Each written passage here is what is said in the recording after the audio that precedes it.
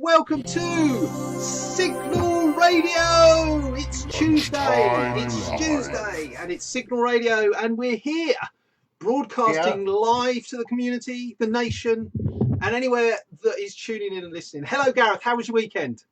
What can I say? It was magical. Absolutely magical. I did nothing. I did some baking, but I did nothing. Were you outside, lying back, sun rays, beer?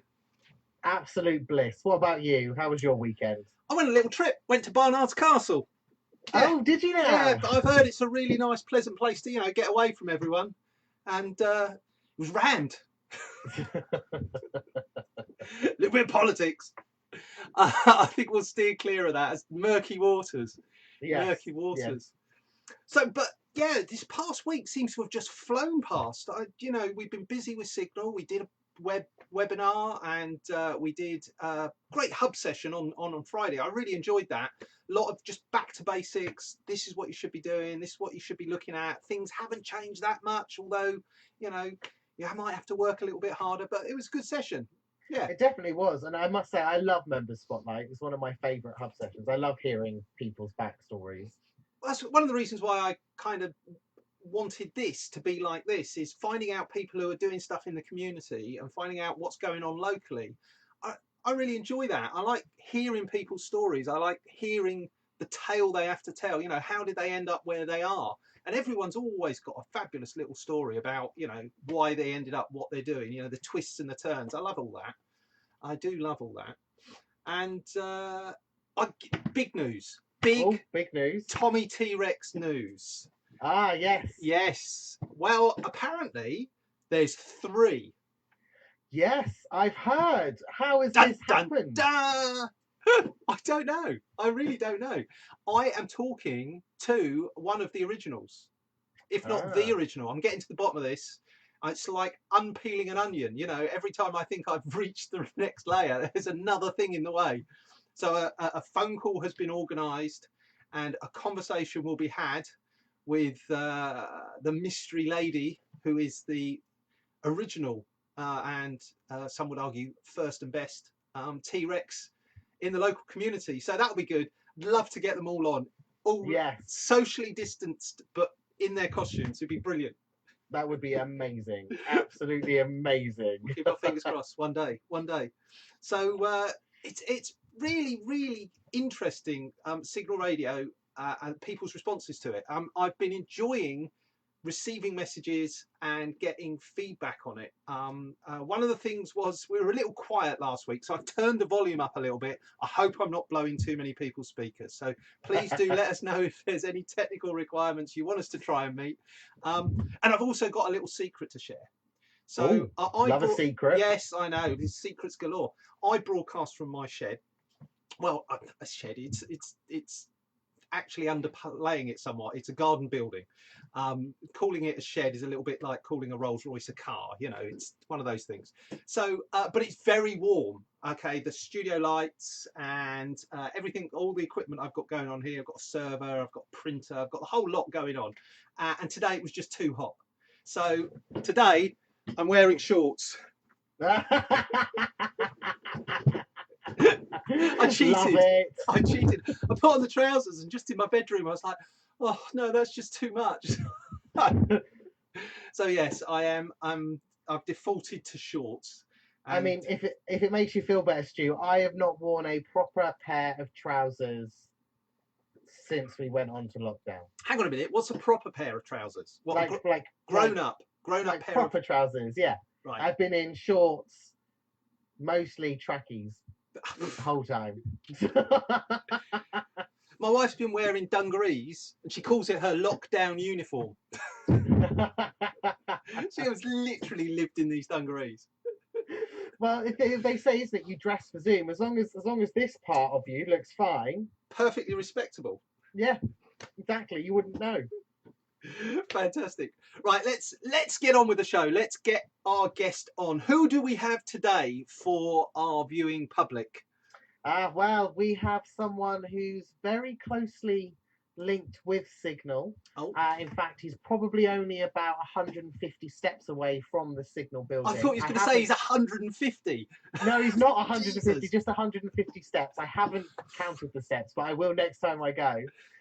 It is obviously the one and only Graham from CAF 1759. Graham from CAF 1759. Fantastic. Yes. Excellent. Here he is. Hello. In lockdown. Hi, Gareth. Hi, glorious lockdown Technicolor. How are you doing? I'm very well, thank you. Thank you, yeah. Fabulous, fabulous. And did you have a sunny and glorious bank holiday weekend?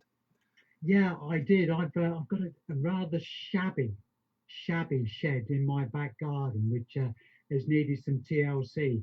But I'm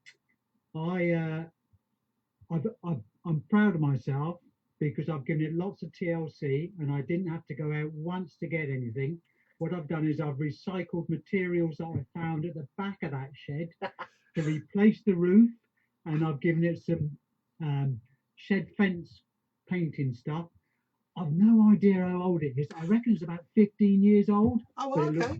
It's a good age for a shed. It's a good age. No, the fence paint is about 15 years old. The paint alone. Yeah. Fair enough. And how old is the shed? Just out of interest. I reckon it's about 25 years old. Wow. I do. Yeah. That's a good old shed. As old as I am. Corner of the garden, you see, so that's why it's lasted so long, really. Yeah. My office is 10 years old, and the back wall went rotten because it didn't get properly finished. It didn't get painted, and I was going to sort of seal it, and then I thought, you know what, it's just easier to pull it off, stick it all back on. But getting the materials was a bit of a sweat. But thanks, shout go out to the workshop guys at SiGNAL who helped. Chris particularly was an absolute star. He delivered it off to me, socially distanced and all the rest of it. It was very much appreciated. So thanks very much, Chris. Anyway, Graham, Cafe 1759.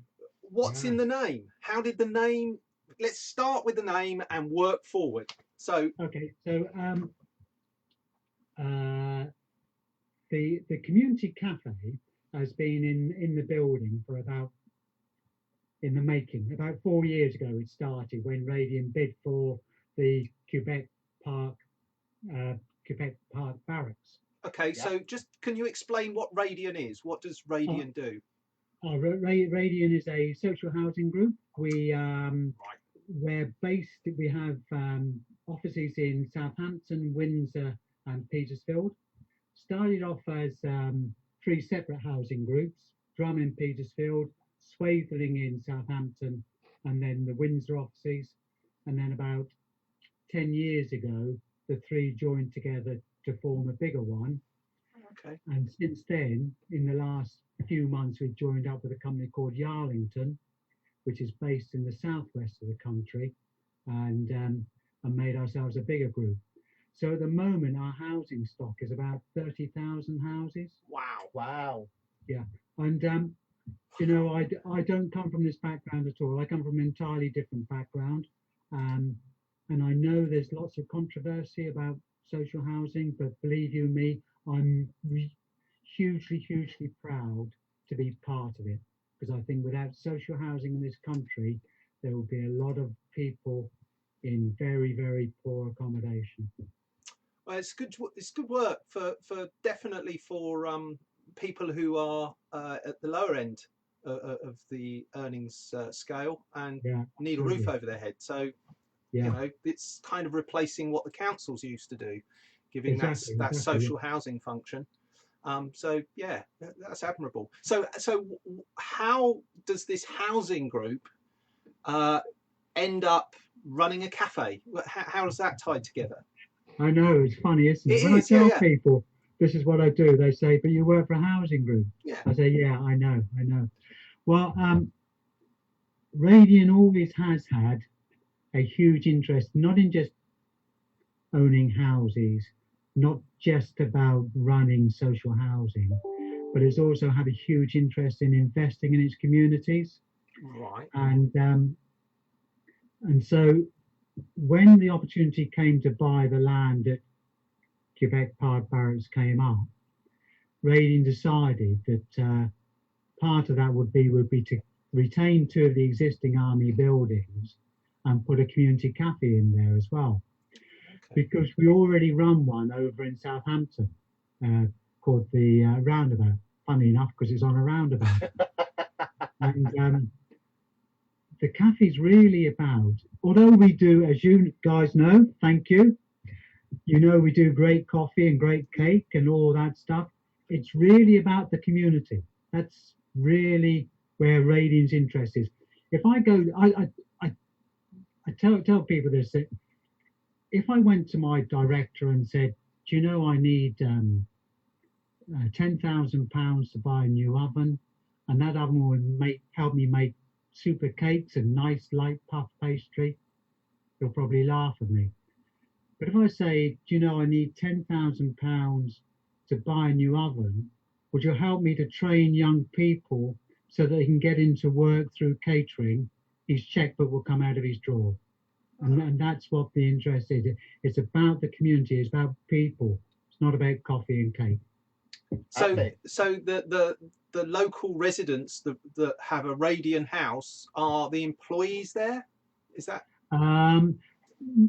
No, we well, actually, we do have a number of Radian residents in our team, but that's simply because they were successful during the interview process. They didn't get the job simply because they were a Radian resident. So we've got our core catering team, but what we also offer is opportunities for people to come and volunteer and work with us. Right. So we might have somebody who, for some reason, has been left out of the employment opportunity, and coming to work with us for a while will give them some opportunities to develop some catering skills, give them a bit of training, give them a bit of employment skills. Because, you know, when people have been out of work for a while, they get out of the habit of work, out of the habit of employment, out of the habit of working in a team. And those are important skills, you know. And I think too often we sort of think, oh, you know, in order to get a job, I need to have X qualification. Well, you do, but really what you really need is to be able to work in a team, communicate with people, and just understand what's needed from your role. Yeah, so that's part of it. There's a lot to be said for volunteering if you're unemployed or between jobs. That getting out there and putting yourself in the way of opportunity, that's hugely important. And you know, at the moment things are a bit tough. A lot of charities, their shops are shut, but that kind of interaction of getting those skills, as you say, you know, and working in the community, you never know what's going to pop up, who you're going to meet, and what conversation's going to ensue.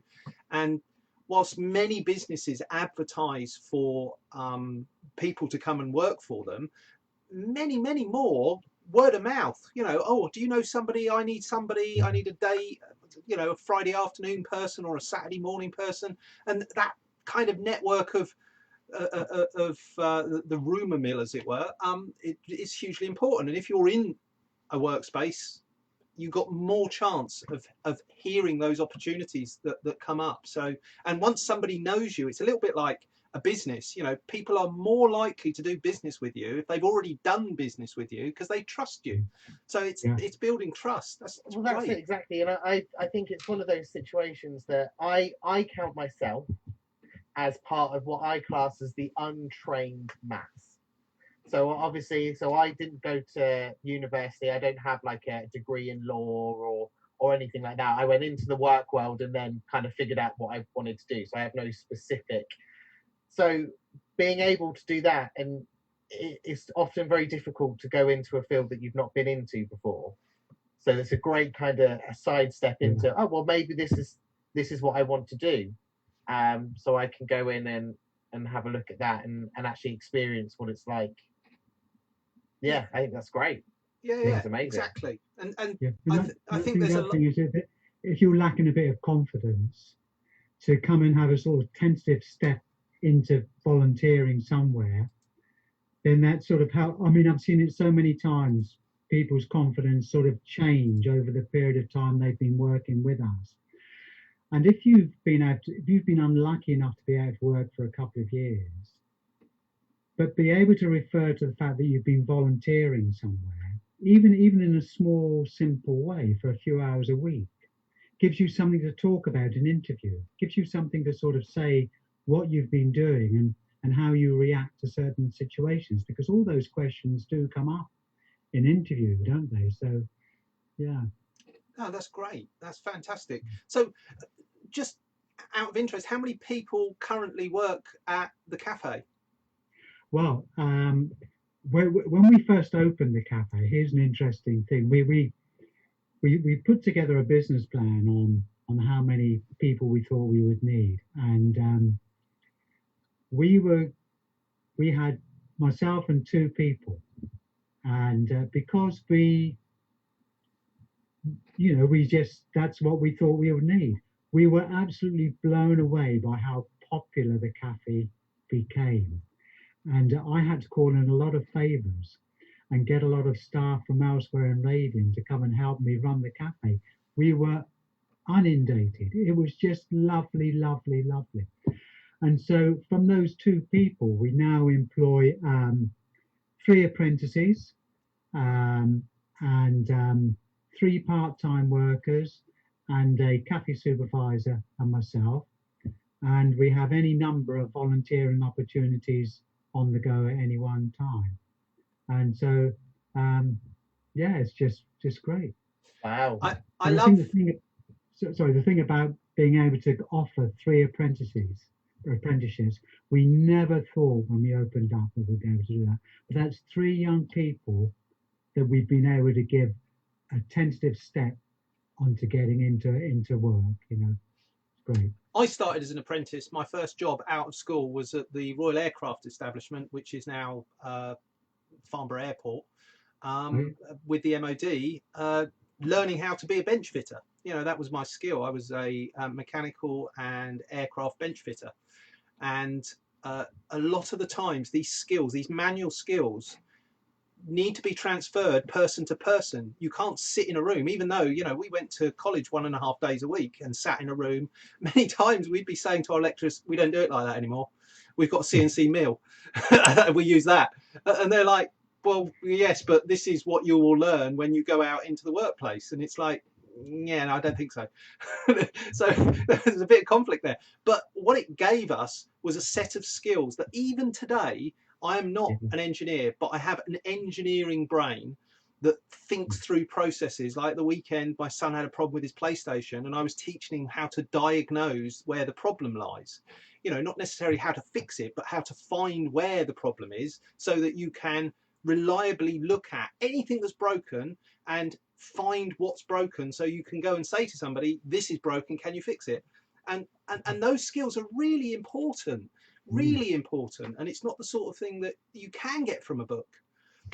So I really admire that, taking on 3 apprentices and giving them the opportunities to learn a life skill that they could take into a new job and share and build a life around. That's fantastic.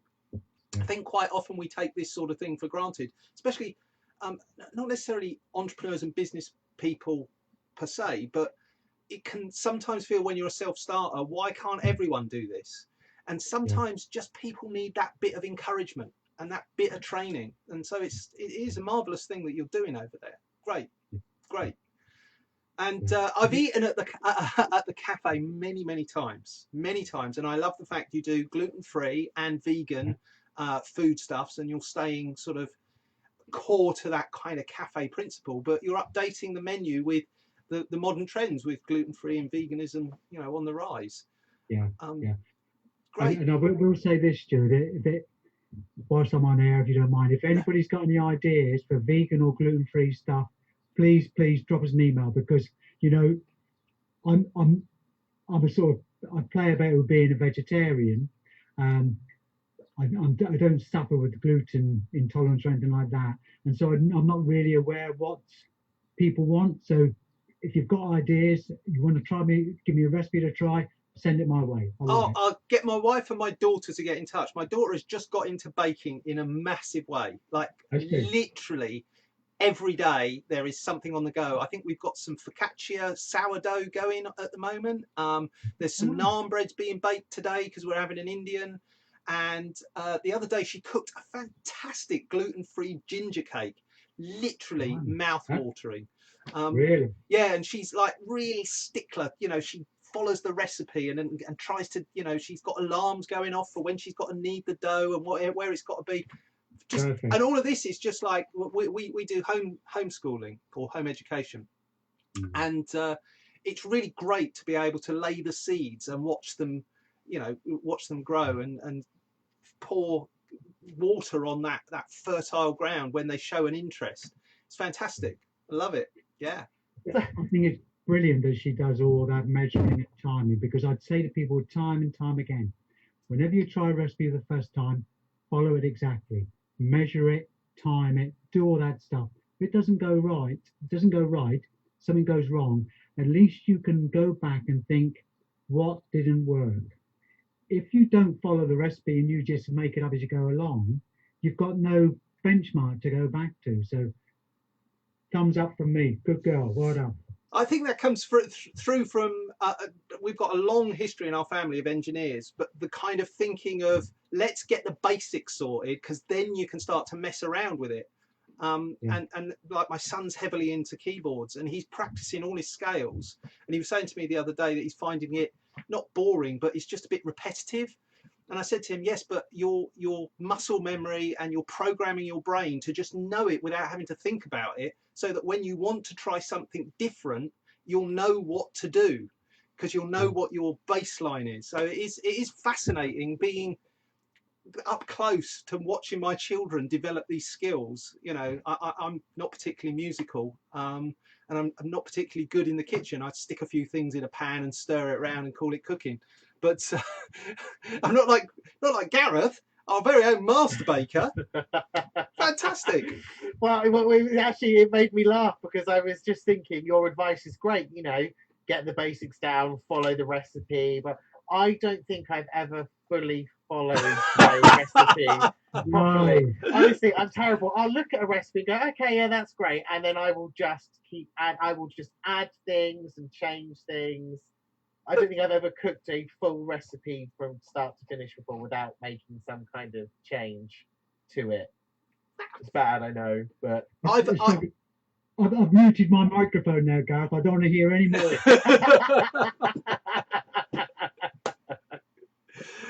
We've had a comment from Sarah Bass, the lovely Sarah Bass, Oraculum Recruitment, said wonderful cafe. And Louise Eldridge, one of the team at SiGNAL, has mentioned that many of the Hub members stay for lunch and you do us a little takeout pack that we bring back to SiGNAL and have a chat around the campfire, as it were. And that's always welcome. There's always something nice, especially when I tick the vegan option.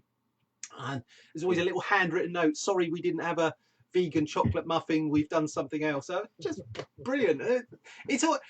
I really think that community and locality is going to come back in a big way, especially with what we're going through at the moment, that you're going to see people seeking out that kind of, I don't want to say it and make it sound like a negative thing, but that homespun warm feeling when you go into a shop and they know you. And you know, as when I was growing up, we had a local pub and it was a bit rough, but my grandfather frequented it and had a tankard hung up behind the bar, and when they came in they just get it down and pour it out for him, and they knew what he wanted.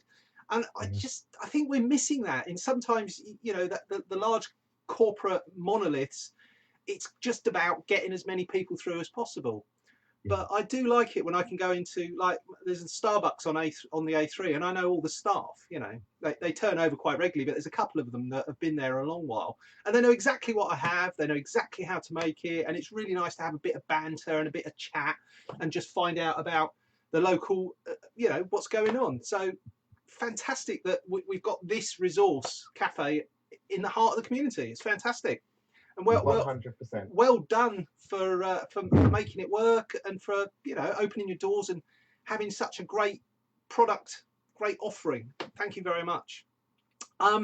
Been a great guest today, Graham. Would you stick around for the moment? We're going to do the news, going to do the local news Yeah. roundup, bearing in I'd mind love that to. a lot of this news has already happened. So I'm only starting to see if Gareth can redeem himself on this cooking business. You know, this sort of measuring and weighing. I mean, all I will say is that I seem to be one of those people that, luckily, touch wood, everything seems to work 98% of the time according to plan. I once Who made else tries this food, Gareth? Say that again. Who else tries this food you've been making? So normally, Not just the dog. The dog I doesn't have, count. I have a team of tasters that people at work get it. I have some friends that get it.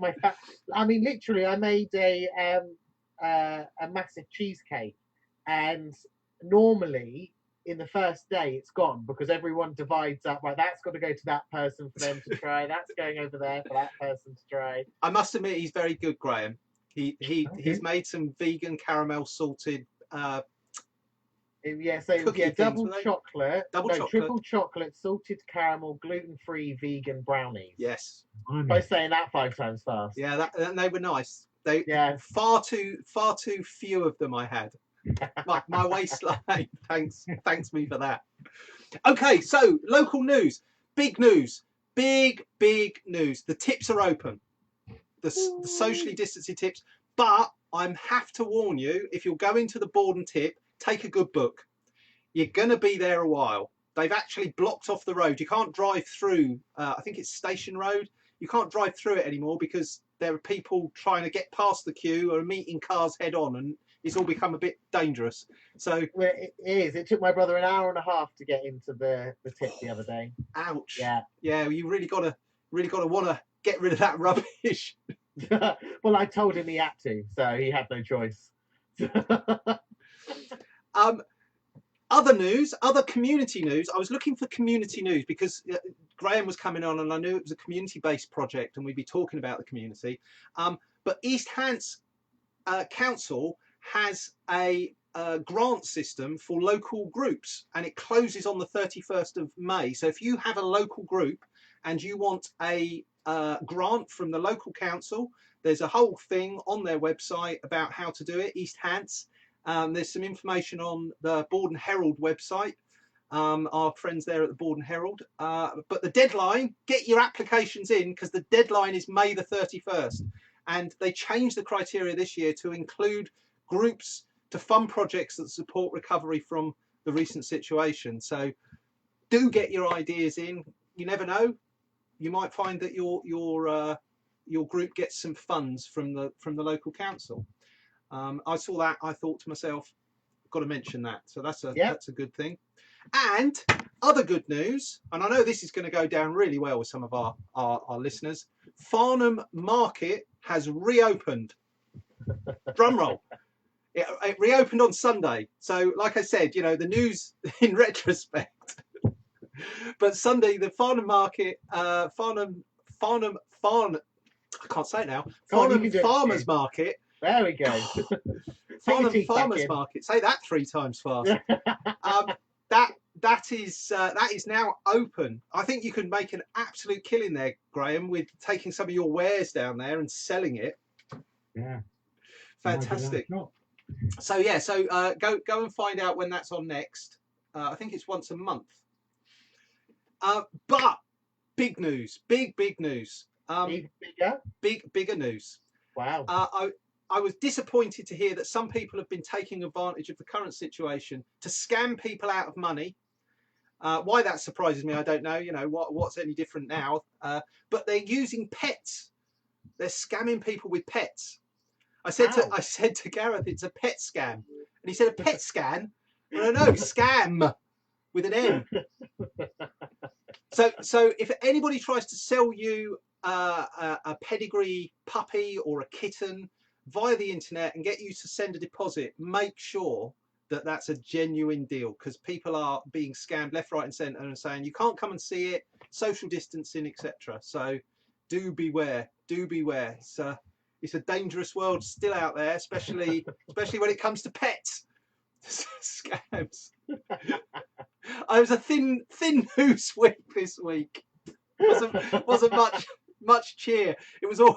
There was a lot. There was a lot about a certain individual. Everyone's got an opinion. Everyone's got an opinion. Everyone has. Well, that brings us to the end of the show, Gareth. I know. That's it. That's the end of the show. Here we go. The end of the show. Thank you for listening. To play us out. Thank you so much for coming in and telling us all about Radian and Cafe 1759 and explaining what you do. A fabulous project. Thank you very much, Graham. Round of applause. Thank you, Stuart. Thank you, Gareth. No problem. No, thank you. Thank you very much. And we'll see you next Tuesday with, hopefully, fingers crossed, a T-Rex. You never know. Never know. See you then. See you later. Bye, everyone. Bye-bye.